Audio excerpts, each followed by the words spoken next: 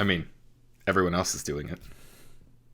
Hello everyone, Marc Daniel Patrick here, musical theater coach. Thank you so much for taking time to check out the channel. Don't forget to join our Patreon page at the link below, subscribe to this video, and turn on those notifications and you'll never miss an upcoming video. 50 some odd videos later on this channel, and we have finally come to one of Broadway's best, Stephanie J. Block. And if it wasn't for a small, simple, insignificant musical, Dear Evan Hansen, she would have won her first Tony Award in 2017 for this very show. This number is a masterclass all in itself of acting through song, and I'm going to apologize and warn you now, this is going to be a little bit longer of a video than we're used to as we try to break down the complexities of this incredible performance. Performing I'm Breaking Down from Broadway's Falsettos, this is Stephanie J. Block.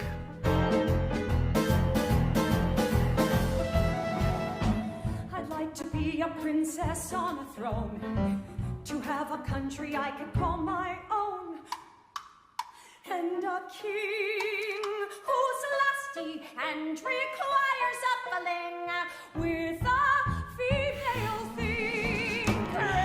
Now, everything in this number is attached to some sort of physical action, right? Rarely does Stephanie stand on stage here and just sing a line without adding some sort of physical action to it. And it's so smart because that does two things for you. It keeps you busy and grounded in the scene, but it also doesn't let the audience lose you either, right? You keep the audience engaged. A lot of times if you're standing on stage and just singing a pretty song, the audience can come in and out of that, but with this one, everything's tied to an action, everything's high stakes, so you're not going to lose the audience at all while you're performing this. Even something as simple as her cookbook, right? She walks in and doesn't just put her props down and forget about it. She puts her props down, she picks up the cookbook and hugs it before she opens it to the page that she needs. There's these little small nuances that just add a little heightened element to every performance, right? It gives you more context, it gives you something to do in the scene, and it kind of puts the audience at ease because, you know, you've brought out all these props and it puts them at ease knowing that you're comfortable using them. You're comfortable in this situation and performing this number, and it's just it sets her up so well to carry on in this song. Men will be men. Let me turn on the gas. Okay, so now right there, I maybe stopped at a wrong moment, but all right, so I'll just go back quickly so we can watch it again, and then we'll talk about it a bit here. There's a filling with a female thing. Great. Men will be men. Let me turn on the gas. It's so good. It's so smart. That line is just so intelligent for a number of reasons. But so number one is the line is men will be men. Let me turn on the gas. And so men will be men. That's an old adage that basically people use flippantly all the time to explain the reason for men doing something stupid, right? Like leaving the toilet seat up, getting into a fight at the bar, admitting on live TV that you want to grab women by the... There's locker room talk, right? It's just stupid things that men will do, and it's also it's a throwaway line of, men will be men. It's just something that you throw away. The beauty of it here is the next line is, let me turn on the gas, right? So it's men will be men. We all know what she's talking about there. But let me turn on the gas. You think you know what men will be men means? You think you know what I'm about to tell you? Nah. Let me turn on the gas here and let me fire this up a little bit and we'll show you what I really mean. We'll burn this down a little bit for you. It's so smart. The line is great, and it also gives her such a comedic moment there to play, and really gets us set for, okay, no, we're turning on the gas, we're turning up the heat here a little bit. Something more is going to happen, right? It's just so incredibly smart in many different ways. I caught them in the den with Marvin grabbing Whizzer's ass. Oh, sure, I'm sure he did his best. I mean, he meant to be what he was not. The things he was are things which I forgot. He's a queen, I'm a queen. Where is my crown? I'm breaking down. I'm breaking down.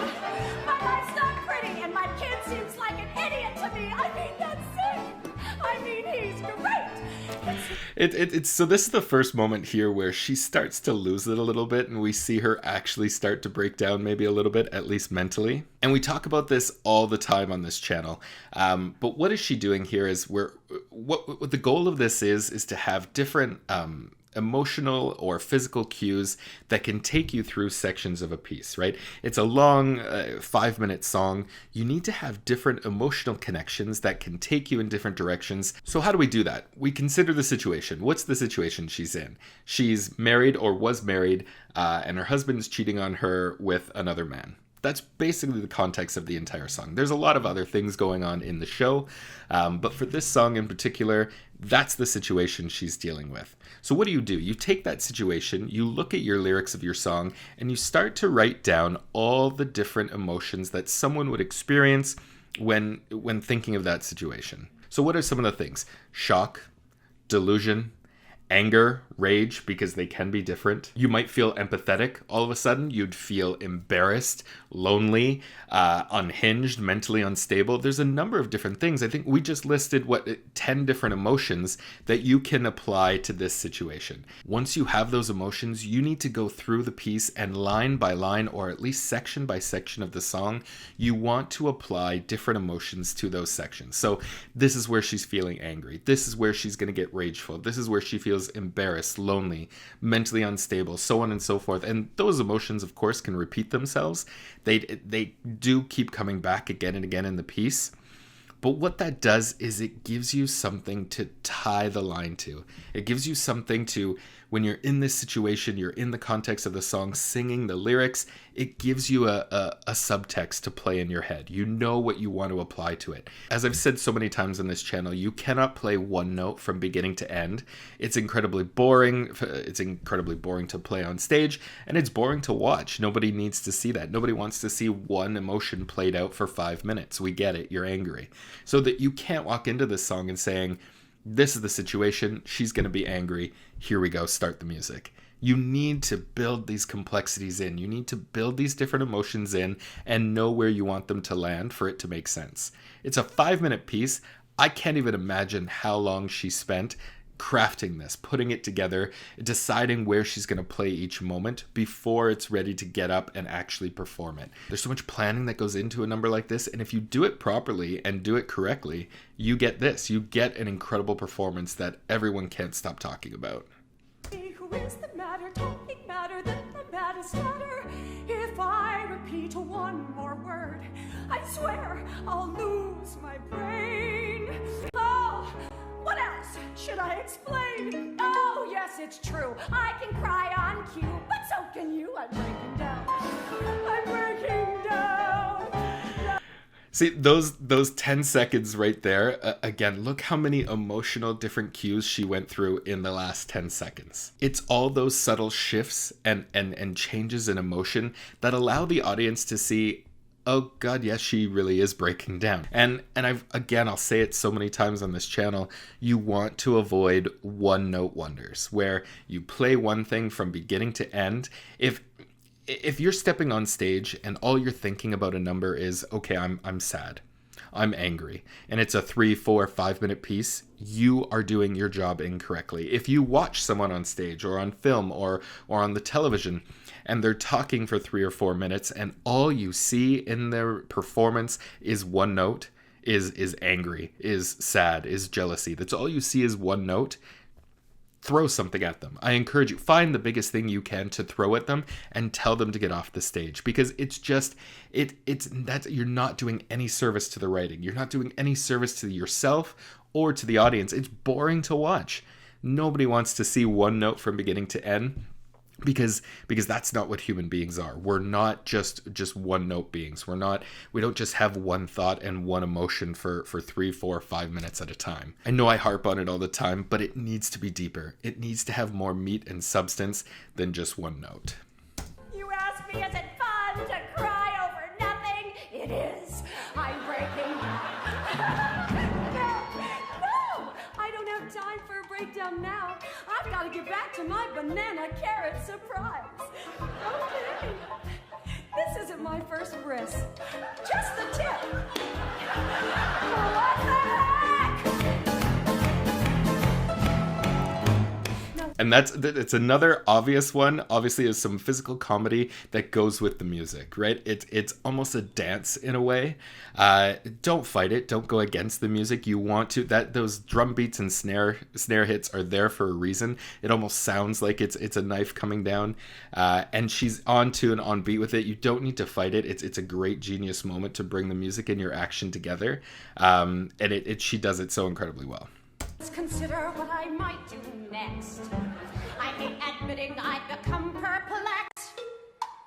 I'm bereaved. I've cried, I've shook, I've yelled, I've heaved. I have been deceived. As enemies go, Whizzer is not so bad. Okay, so two things right here. Look, so first of all, she just cut a very specific piece of banana and left it on the table, which sets her up for later. We'll pay attention to that.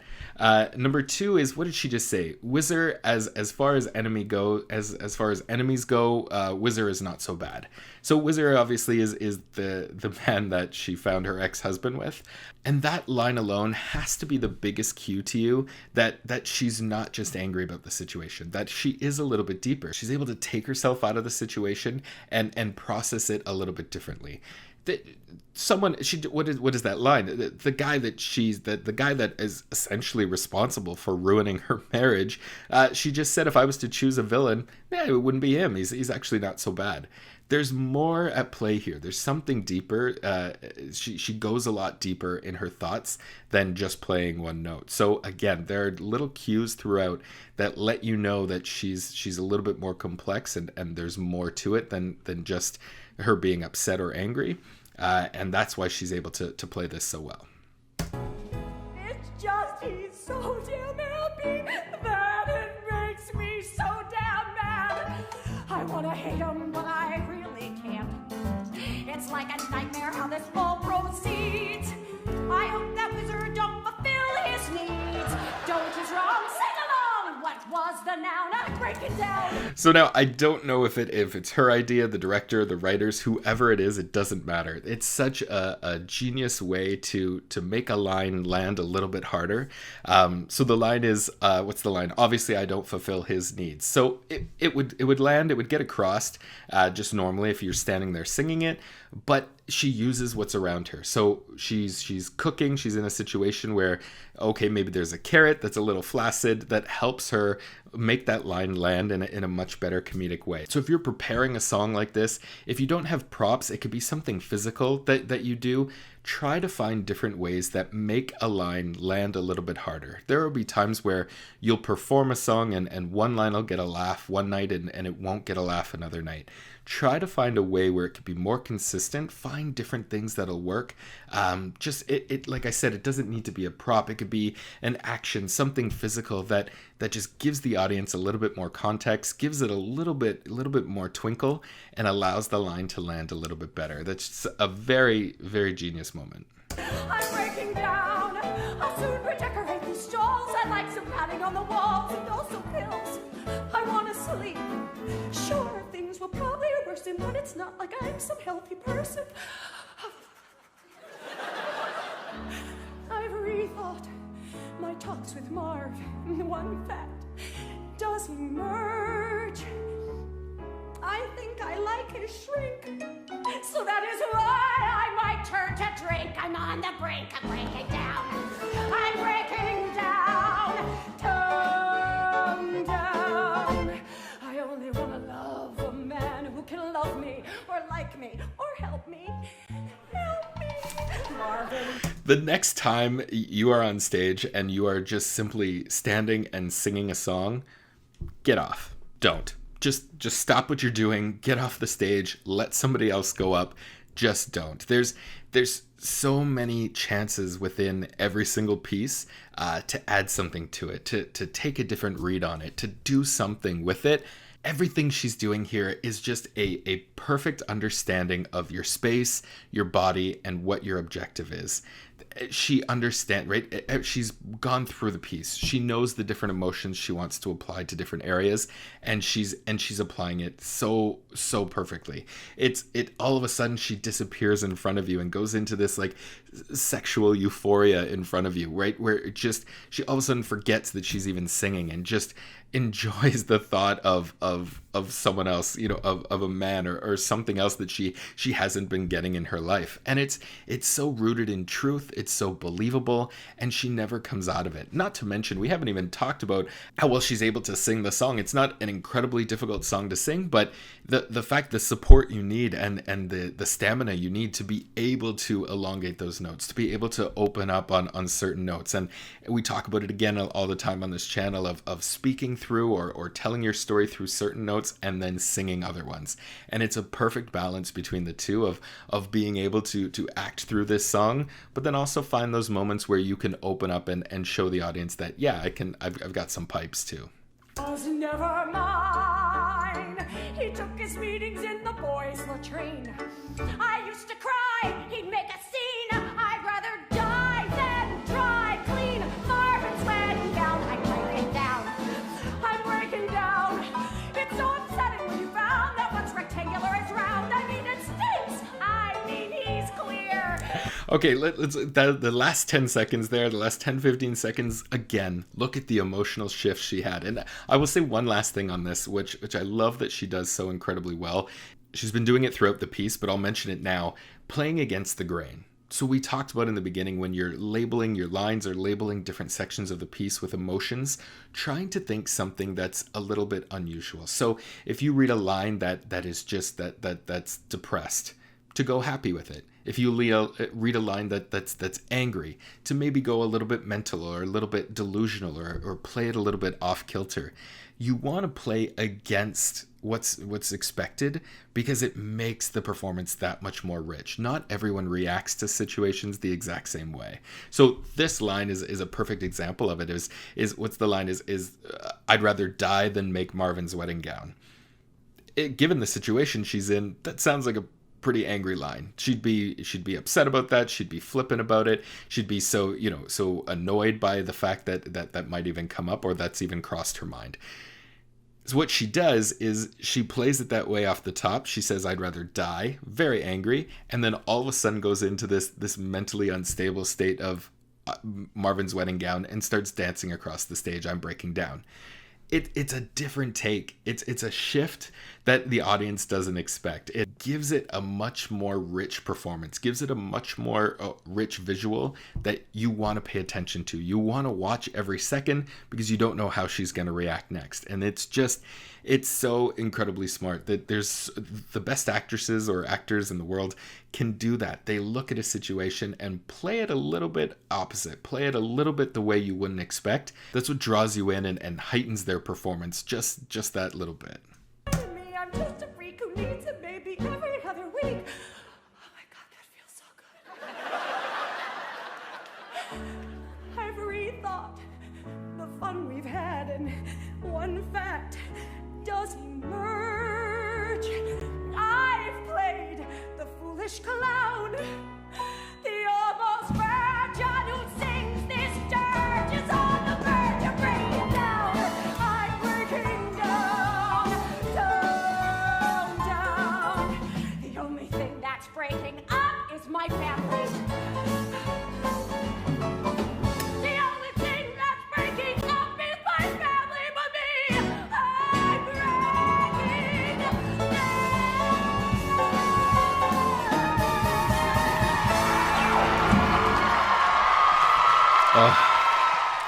It's so incredibly good. You see, so we mentioned it earlier, 2 or 3 minutes ago, she cut that piece of banana for her to set her up for this moment.